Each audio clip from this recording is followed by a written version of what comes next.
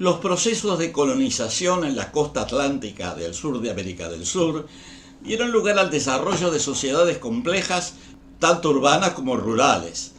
La base indígena que existía antes de la colonización europea, sobre todo española, a la que se agregaron poblaciones africanas trasplantadas contra su voluntad, y finalmente, debido a la migración de millones de personas del continente europeo y del Medio Oriente, se fue formando una sociedad con una identidad definida, establecida sobre todo en las grandes ciudades, en primer lugar en la gran metrópoli de Buenos Aires, capital de la República Argentina, y en segundo lugar de Montevideo, capital de la República Oriental del Uruguay. También forman parte de esta identidad rioplatense otras ciudades como Rosario, Córdoba y Santa Fe, y una amplia zona rural, generalmente de producción agropecuaria, que en gran medida sustenta las poblaciones urbanas antes mencionadas.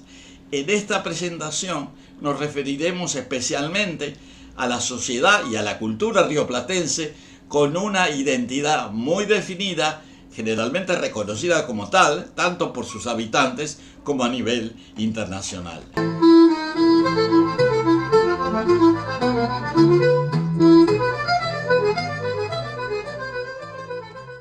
Esta historia se desarrolla en el sur del continente sudamericano, sobre su costa atlántica, cuando los exploradores y colonizadores españoles lograron tomar posesión de los territorios previamente controlados por varias naciones indígenas aborígenes de la región. Las primeras comunidades urbanas y rurales españolas en el Río de la Plata se establecieron en lo que se llamó el Virreinato del Río de la Plata, que fue una división administrativa del gobierno español. A principios del siglo XIX se produjo la independencia de los pueblos que formaban parte de este virreinato con la denominación de Provincias Unidas del Río de la Plata. En este periodo, la población de la región era la que se había establecido como resultado de la colonización española, incluyendo, además de los colonizadores españoles, un gran número de personas provenientes de las poblaciones indígenas del territorio, como guaraníes, mapuches, quechuas, aymaras, chanás e indígenas chaqueños, entre otros. De las mezclas entre estas dos vertientes se fue desarrollando una población mestiza que en gran medida fue la base antropológica de las sociedades que luego se desarrollarían en la República Argentina y en menor medida en la vecina República Oriental del Uruguay durante la primera mitad del siglo XIX. A este proceso hay que agregar la inmigración forzada de africanos que fueron utilizados como mano de obra y que gradualmente también se integraron a las sociedades criollas en formación. Este último fenómeno se dio en forma más acentuada en Montevideo, que era el puerto de entrada del comercio de esclavos para el virreinato. Debido a estos procesos, en Montevideo se generó un sector social y cultural mestizado, sobre todo afroeuropeo, pero también afroindígena, que se agregó a la complejidad cultural y física de la población criolla montevideana y uruguaya. La situación cambió en la región rioplatense después de la estabilización política e institucional de la región, al finalizar la llamada Guerra Grande, que ocurrió en la década de 1840 a 1850, desencadenando un nuevo proceso a partir de 1853 y que se formalizara institucionalmente en 1861 con la unificación de la Federación Argentina y la estabilización institucional del Uruguay. Hacemos notar que en esa época la ciudad de Buenos Aires se estaba transformando en un centro urbano regional principal con una población cercana a los 150.000 habitantes. El censo de 1869 dio 187.000 y en esa misma época en Montevideo había 58.000 habitantes. A partir de esas fechas y durante la primera mitad del siglo XX, Argentina fue el segundo país que más inmigrantes recibió a nivel mundial, cambiando radicalmente la composición cultural y antropológica del país. Ese mismo fenómeno se dio en menor grado en la ciudad de Montevideo. Esta oleada migratoria se debió a la inestabilidad social, económica y política en Europa, y también a las sucesivas guerras en los países europeos, así como el desarrollo de la industria naval y la normalización de las relaciones comerciales entre ambas costas del Atlántico. Después de la Segunda Guerra Mundial, en 1945, la inmigración europea a las ciudades del Río de la Plata se reactivó, pero no alcanzó las dimensiones anteriores.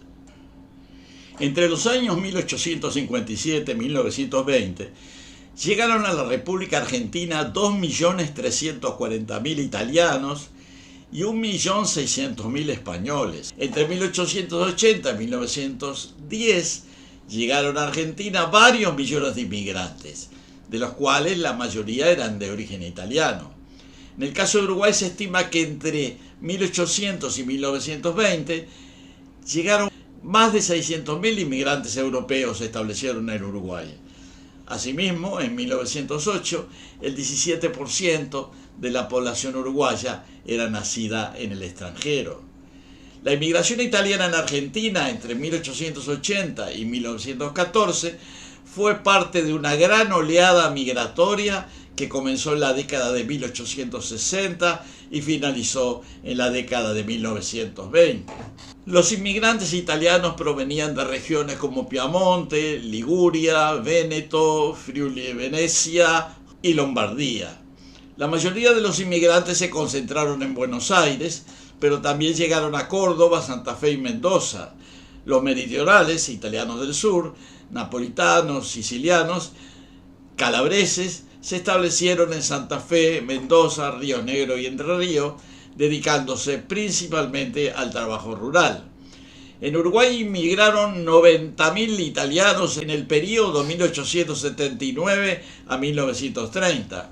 En el año 1908, los italianos eran el grupo extranjero más numeroso en Montevideo, con 63.400 habitantes.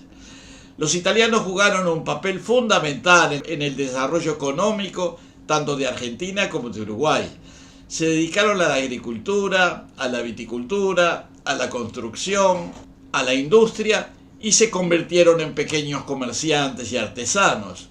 La lengua italiana influyó en el lenguaje coloquial de ambos países, en particular en Argentina, donde se generó el cocoliche, una jerga que mezclaba el español con los dialectos italianos. Reiteramos que la inmigración italiana en Argentina fue la mayor migración hacia ese país desde el año 1870 hasta mediados del siglo XX. Otro grupo importante en Argentina, similar en número a la italiana, fue la inmigración española. Se estima que entre 1857 y 1955 más de 2 millones de españoles emigraron a Argentina, en gran parte provenientes de Galicia, Andalucía y Cataluña, pero también del País Vasco, Asturias, Cantabria y las Islas Canarias. En el caso de Uruguay, la cifra se aproxima a los 250.000 inmigrantes españoles. Tanto en Argentina como en Uruguay, los gallegos constituyeron y constituyen aproximadamente el 70% de la población española en ambos países. La ciudad con el segundo mayor número de población gallega del mundo es Buenos Aires, donde la inmigración procedente de Galicia ha sido tan importante que en la actualidad todos los inmigrantes españoles, sin importar su origen, a menudo son referidos como gallegos. Esta confusión idiomática se da también en Montevideo, donde los gallegos constituyen la colectividad española más numerosa. Sin lugar a dudas, Argentina es el país del mundo fuera de España con mayor presencia gallega. Los andaluces constituyeron entre el 15 y 20% de los inmigrantes procedientes de España. En los 14 años que componen los periodos 1885 y 1912-1914, unos 150.000 andaluces emigraron a la Argentina. Entre los 1880 y 1930, la media porcentual sobre el total de españoles se situaría entre el 15 y 20%. Provienen sobre todo de las provincias de Almería, Cádiz, Granada, Huelva, Jaén y Málaga. Se establecieron en su mayoría en Buenos Aires y La Plata, pero también en Tucumán, Salta, Mendoza y San Juan. Además, Argentina es el país que alberga la segunda comunidad de catalanes más numerosa del mundo, con aproximadamente una población del orden de 174.000 personas. Además hubo inmigración y aún hay importantes comunidades de asturianos, vascos y canarios, entre otros. No tenemos datos disponibles acerca del número de inmigrantes españoles de diversas regiones en Uruguay, pero podemos estimarlo entre un 10 y un 20% de las cifras mencionadas para Argentina. Desde 1891 a 1920, 367.000 personas de herencia árabe emigraron a Argentina, fundamentalmente llegados de Líbano, Siria y Palestina. Cuando su entrada fue procesada en primer lugar en los puertos de Argentina, fueron clasificados como turcos porque en esos países, en esa época, eran territorios del Imperio Turco Otomano. En Montevideo se registró el ingreso de unos 50.000 inmigrantes de origen sirio-libanés, que en la actualidad hay alrededor 3,5 millones de argentinos de ascendencia árabe, la mayoría de los cuales son cristianos. En el caso de Uruguay, la cifra de los sirio-libaneses y sus descendientes es de unas 80.000 personas que se distribuyen en todo el país. Los pueblos eslavos, incluyendo rusos, polacos, checos, eslovacos, croatas y serbios, también ingresaron en grandes números durante la primera mitad del siglo XX. En el año 2004, la Embajada de Polonia en Argentina consideraba que la comunidad polaca era la tercera entre las colectividades de descendientes de inmigrantes, detrás de la italiana y la española, estimándola en unas 500.000 personas. Los inmigrantes rusos durante el siglo XX fueron aproximadamente 250.000 personas. Estas cifras se reducen aproximadamente a un 10% en la República del Uruguay. Desde que esta historia colonizada de la región rioplatense comenzó a desarrollarse, transcurrieron más de 400 años.